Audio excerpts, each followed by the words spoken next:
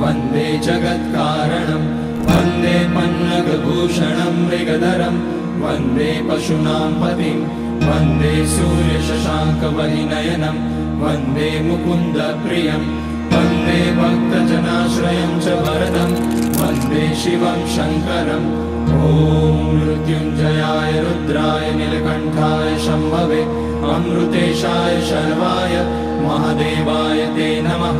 नमस्तेऽस्तु भगवन् विश्वेश्वराय महादेवाय त्र्यम्बकाय त्रिपुरान्तकाय त्रिकाग्निकालाय कालाग्निरुद्राय नीलकण्ठाय मृत्युञ्जयाय सर्वेश्वराय सदाशिवाय श्रीमान् महादेवाय नमः। ॐ नमः शम्भवाय।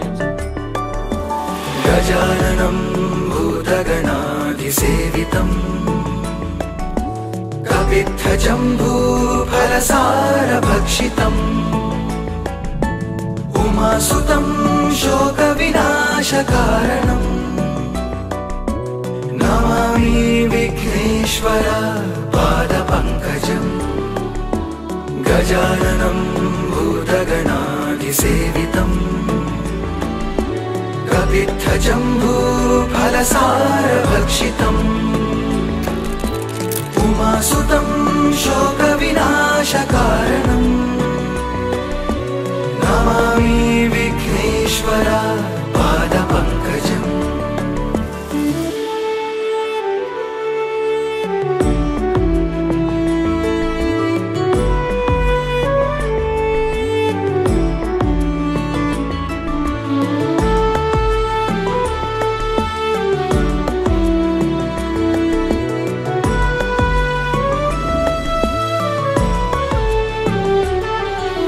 जय